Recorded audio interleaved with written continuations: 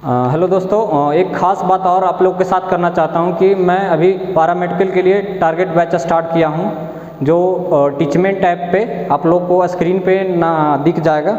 नाम उसका Teachmint application है।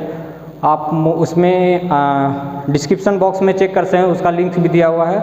नहीं तो मेरे दिए हुए स्क्रीन पे नंबर पे कांटेक्ट करें, आपको टारगेट बैच में शामिल होने का मौका मिलेगा। और उसमें टेस्ट वगैरह टेस्ट और पढ़ाई दोनों होती है। सिर्फ टेस्ट नहीं होता, पढ़ाई भी होती है, ऑनलाइन क्लासेस टीचमेंट एप्लीकेशन पे। ठीक है। हाँ, हेलो दोस्तों, स्वागत है किरण पैरामेडिकल क्लासेस में। इस क्लास में हम लोग प्रकाश का, लाइट के बारे में कुछ बात करेंगे। लाइट में क्या किस प्रकार का टाइप्स ऑफ लाइट और सोर्स ऑफ लाइट, कहाँ से उसका क्या ओरिजिन पॉइंट होता है, कहाँ से निकलता है, किस किस तरह का ओरिजिन पॉइंट है, उसके बारे में बात करेंगे। तो देखेंगे, सबसे पहले प्रकाश का डिफिनेशन देखेंगे। प्रकाश किसे कहते हैं? प्रकाश ऊर्जा का एक रूप है जिससे हम किसी वस्तु को देखने की संवेदना उत्पन्न करते हैं, या होती है, मुझे फील होता है कि अगर किसी वस्तु पे प्रकाश पड़ती है, जैसे मैं अभी आप लोगों को कैमरा में दिखाई पड़ रहा है बोर्ड में, तो लाइट का इफेक्ट है कि हम इसको देख पा रहे हैं। नहीं तो अगर लाइट नहीं रहता तो सब ब्लैक दिखता है। ठीक है। तो हम लोग प्रकाश को बहुत ही बेहतरीन तरीके से डिस्क्राइब करेंगे और देखेंगे भी आगे कि क्या होता है इसमें और क्या क्या प्रकार हैं। तो पहले देखेंगे बीम्स ऑफ लाइट, किरण पुंज। लाइट का किरण पुंज क्या है, क्या हो सकता है, और उसको देखेंगे। पहला नंबर में देखेंगे समांतर किरण पुंज। इसको पैरेलल किरण पुंज बोलते हैं।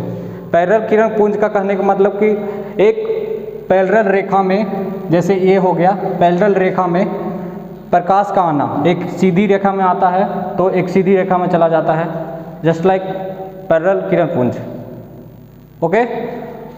और देखेंगे अपसारी किरण पुंज। अपसारी किरण पुंज में एक होता है कि किसी एक ओरिजिन पॉइंट पे बहुत सारे प्रकाश का एक रे आता है, एक ही ओरिजिन पॉइंट पे, एक ही बिंदु पे जाके पड़ता है, वो अभिसारी हुआ।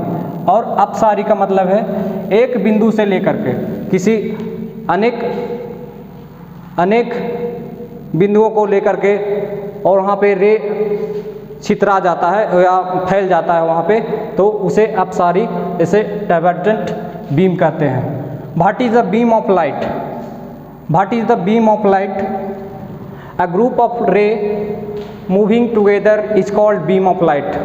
जिसे हम बीम ऑफ लाइट इस तरह से डिस्क्राइब करेंगे कि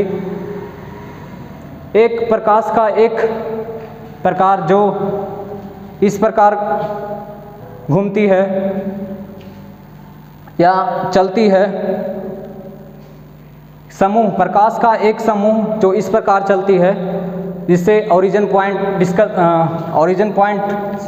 बताए और पैरेलल पॉइंट बताए, उसके बारे में ये बताता है। और ठीक है, अब बढ़ेंगे पारदर्शी पदार्थ, transparent substance. The substance through which light can travel are called transparent पदार्थ, यानी ट्रांसपेरेंट सब्सटेंस। ट्रांसपेरेंट सब्सटेंस का मतलब, कहने का मतलब है कि किसी वस्तु से आर पार दिखाई देना। प्रकाश इधर से आती है, अगर ये बोर्ड है black white board, green board है, तो ग्रीन बोर्ड में अगर इस पर लाइट मारते हैं तो बाहर पार हो जाता है, अंदर से यहाँ से दिखाई चला जाता है, तो हम उसे ट्रांसपेरेंट कहेंगे। फिर अपारदर्शी पदार्थ, जिसे ऑब्क्यू सब्सटेंस कहते हैं। The substance through which light can travel are called opaque material. जैसे किसी पदार्थ से प्रकाश का आर पार ना होना, उसे अपारदर्शी पदार्थ सिंपल सा कहते हैं हम लोग।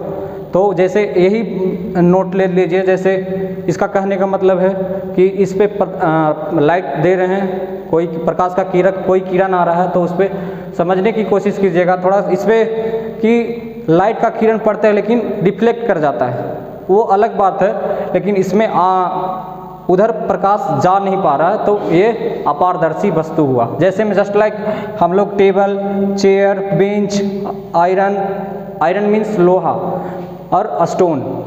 तो फिर आगे देखिएगा, ठीक। हम लोग कहते हैं छाया। छाया किसे कहते हैं?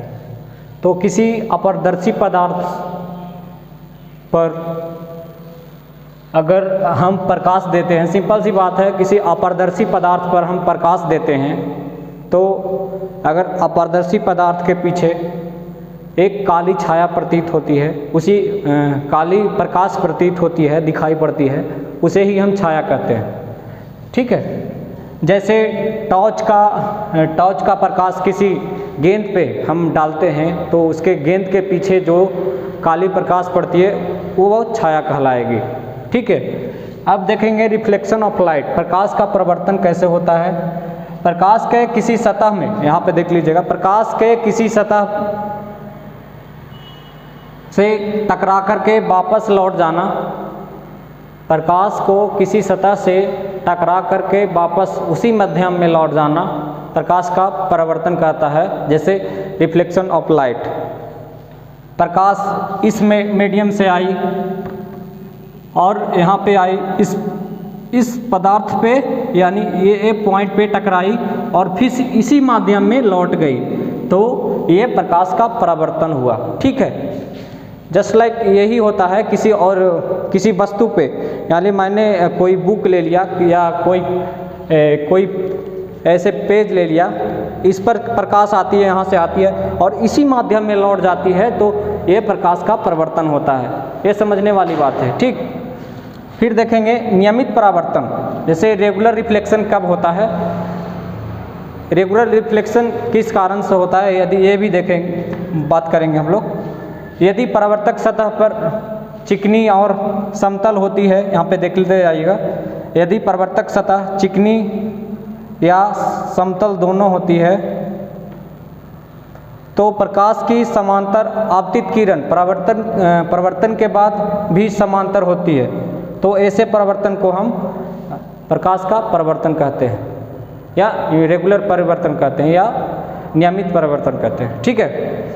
जिस माध्यम में, जिसका चिकनी, कोई भी परावर्तक सतह का, कोई भी पदार्थ का या परावर्तक, कोई ऐसा पदार्थ हो जिसका परावर्तक सतह कहने का मतलब वो प्रकाश उस पर पड़े तो रिफ्लेक्ट करे। ठीक है। ऐसा होना चाहिए, नहीं कि ट्रांसपेरेंट नहीं होना चाहिए कि उससे प्रकाश आर पार कर जाए। रिफ्लेक्टिव होना चाहिए, थोड़ा सा रिफ्लेक्टिव होना चाहिए बात। तो वहाँ पे उसकी सतह चिकनी और समतल होनी चाहिए, परावर्तक सतह का चिकनी और समतल होनी चाहिए। तो प्रकाश की समांतर आपतित किरण, जो इस पर एक समान से कोई भी किरण आएगी तो ऐसे एक समान से किरण आएगी, वापस लौट जाएगी। ठीक है। वापस लौटेगी। ठीक है। ये सब देख लीजिएगा, मैं यहाँ पे बनाया हूँ। तो किसी पर रेगुलर रिफ्लेक्शन तब होगा, देख लीजिएगा, रेगुलर रिफ्लेक्शन तब होगा जब किसी परावर्तक सतह का चिकनी हो या और समतल दोनों हो, तो उस पर पड़ने वाली आपतित किरण, ठीक है, नोट कर लीजिए सब, आपतित किरण परावर्तन के बाद भी समांतर होती है। जैसे जस्ट लाइक ऐसे, यहाँ से पड़ा, इस पे आया तो इसके समानांतर है ना, इसके समानांतर है ना, जस्ट लाइक समांतर ऐसे ही होती है। फिर बढ़ा के आगे देखते हैं। अब हम देखेंगे विसरित परावर्तन, डिफ्यूज रिफ्लेक्शन। यदि परावर्तक सतह उबड़ी खाबड़ हो तो आपतित समांतर किरणें विभिन्न दिशाओं में परावर्तित हो जाती है। किसी भी सतह को, अगर ये मेरे पास कॉपी है, ये कॉपी का जो सतह होता है, इसका सरफेस है, जो इसका उबड़ खाबड़ है, कोई धंसा हुआ है, कोई उठा हुआ है, कोई धंसा हुआ है, उठा हुआ है, अगर इस पे रिफ्लेक्टर कोई रे आती है या किरणें आती है, आपतित किरणें, तो इसमें क्या होता है कि ये एक समानांतर रेखा में नहीं हो पाती है, समानांतर रेखा में विभिन्न दिशाओं में बिखर जाती है। समानांतर तो होती है लेकिन विभिन्न दिशाओं में बिखर जाती है या दिशाओं में परिवर्तित हो जाती है। तो हम इसे विसरित परावर्तन या डिफ्यूज परावर्तन कहेंगे। ठीक है, आपतित किरणें कैसे कहते हैं? इंसिडेंट रे, अगर किसी ओरिजिन पॉइंट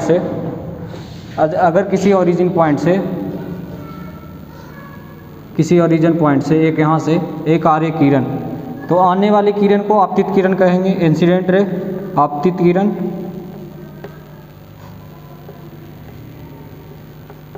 और यहाँ से जो जब रिफ्लेक्ट होगी तो परावर्तित किरण, परावर्तित किरण, ये सब नोट कर लीजिएगा। ठीक है, फिर आएगा आपतन कोण किसे कहते हैं?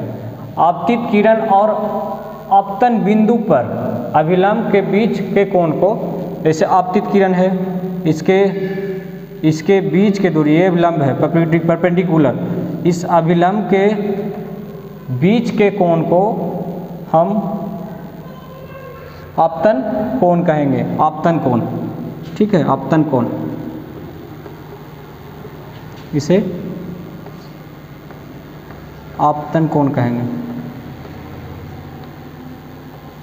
कोण। यहाँ से जब रिफ्लेक्ट हो जाएगी और ये यहाँ पे प्रकाश जो रिफ्लेक्ट हो जाएगी, प्रकाश रिफ्लेक्ट होने के बाद परावर्तन जो प्रवृत्त हो जाता है, और इसे हम आपतन कोण को हम आई से सूचित करते हैं, आई से। ठीक है, आई से सूचित करते हैं। जब ये प्रकाश आपतित किरण परावर्तित हो जाएगी तो परावर्तित किरण कहेंगे इसको। जब रिफ्लेक्ट हो जाएगी तो परावर्तित किरण, तो परावर्तित किरण क्रिएट करने का, परावर्तित किरण और आपतन बिंदु पर डाले गए अभिलंब के बीच के दूरी, जैसे इसके और इसके बीच के दूरी को परावर्तन कोण कहेंगे, परावर्तन कोण, परावर्तन कोण। ये सब सिंपल सी बात है, आप लोग को बेसिक बताया जा रहा है, फिर अगले हार्ड लेवल पे चलेंगे। ठीक है, इसे आर से सूचित किया जाता है, ये आई आर। तो परावर्तन का कुछ नियम है इसमें, आई आर परावर्तन का। ठीक है, तो अगले वीडियो में मिलते हैं परावर्तन के कुछ नियम के। और आप लोग को एक बात, खास बात और कि, ठीक है,